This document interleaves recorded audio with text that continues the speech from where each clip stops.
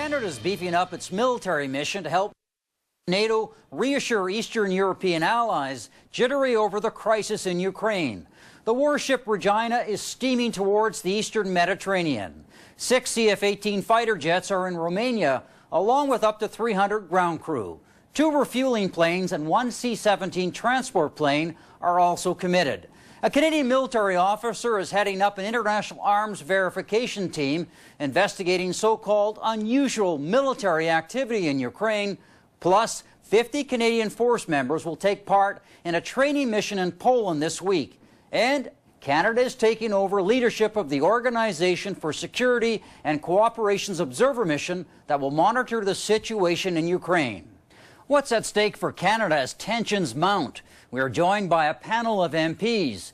In Winnipeg, James Bezan, the Parliamentary Secretary to the Minister of Defence.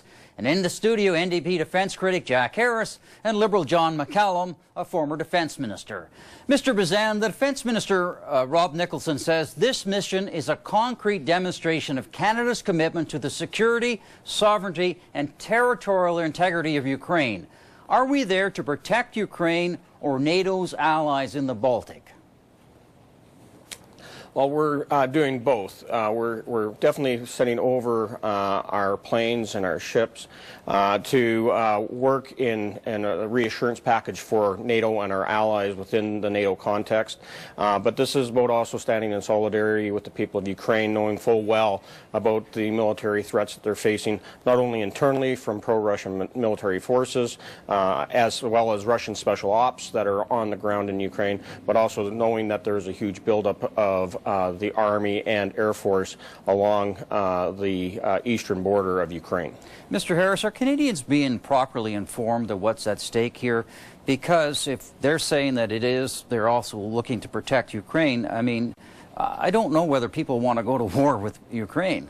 That what you said, that with your quote from Nicholson just now, is in fact news to me. That's not NATO's plan. NATO's plan and the request was to provide support for the NATO allies in Eastern Europe, Estonia, Lithuania, Latvia, who are new members of NATO since 2004, and it's a stability mission for there.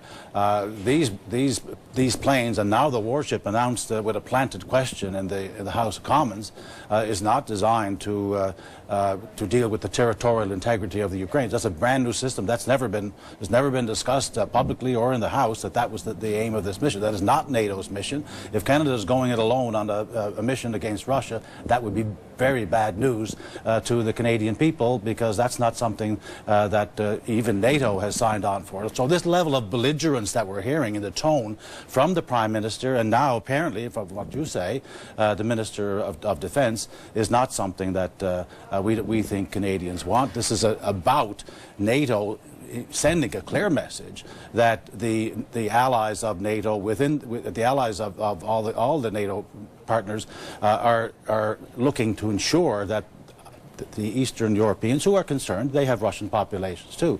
What's going on in Russia is a different matter, and what's Canada doing in Russia is also a question that has to be asked. Mr. McCallum, you're a former defense minister. Are you concerned that we haven't really laid out the terms of engagement for the CF-18 fighter jets, or even the naval vessel, which, by the way, is only going to be in the Eastern Mediterranean, not apparently in the Baltic Sea? But none of that information has been laid out to the... Okay, well, look, I think in general terms, when Jean Chrétien was Prime Minister, he pushed very hard after the fall of the Berlin Wall for NATO to expand to Eastern European countries and the Baltic states. NATO did that. Those countries are now members of NATO. They are understandably extremely nervous about the newly aggressive Russia. So I think it is incumbent upon NATO, and therefore also incumbent upon Canada, as one of the founding members of NATO, to beef up our presence in Eastern Europe and to indicate our solidarity with those countries that might be under threat. And to the extent that is what the mission is about, I would be all in favor.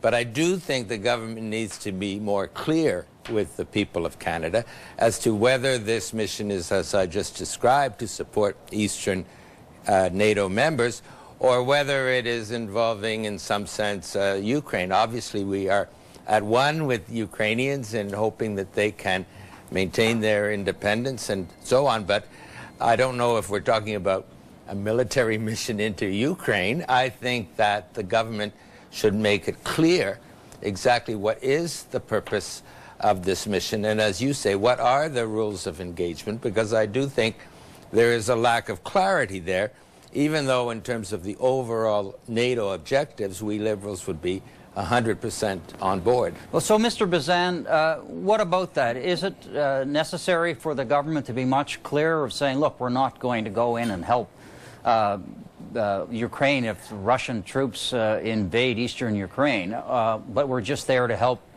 people in the nervous allies in the Baltic regions? And why aren't we given more information in terms of the rules of engagement, or even what this is going to cost Canadian taxpayers?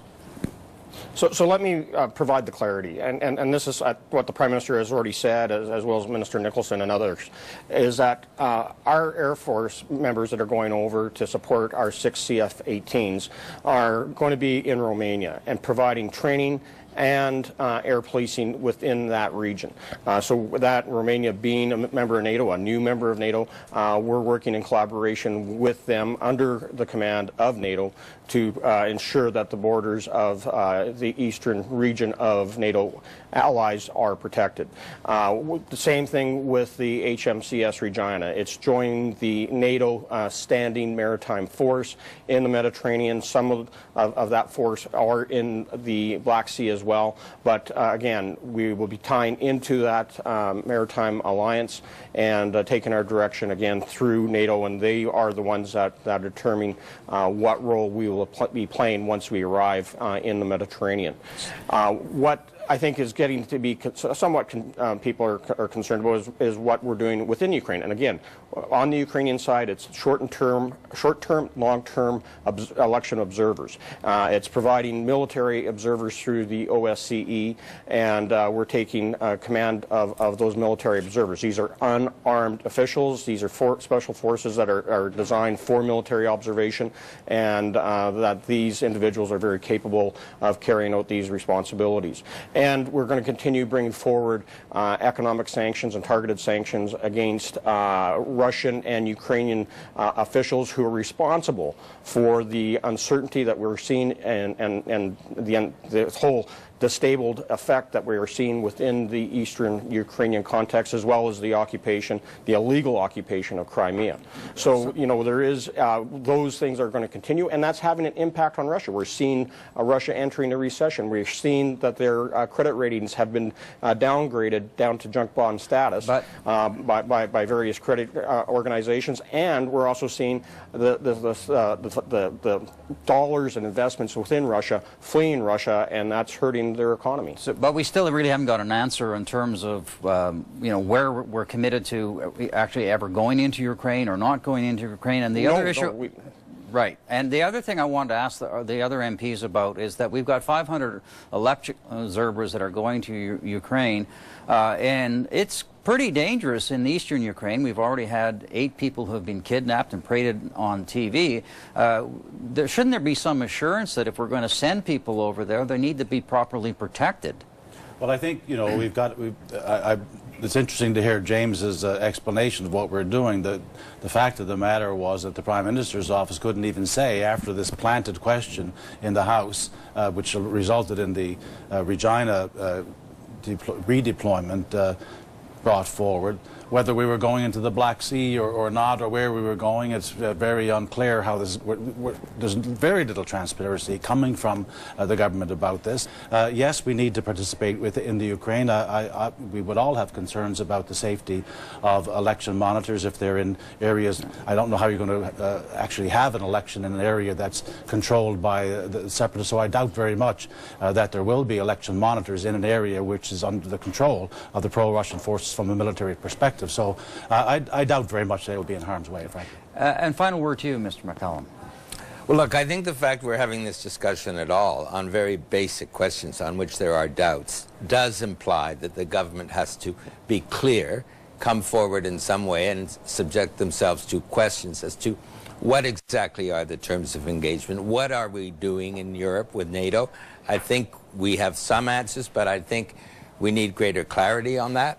And I'm all in favor of election observers in Ukraine. I think the government should also, however, indicate what measures might be taken to ensure their safety. So I do think we are probably all on the same page in terms of basic objectives, but at the same time we are asking the government to provide clarity to Canadians on what it exactly is that they are using our forces to do and what are their objectives and their terms of engagement. Well, gentlemen, thank you very much. Maybe we'll have a parliamentary debate on this very important issue.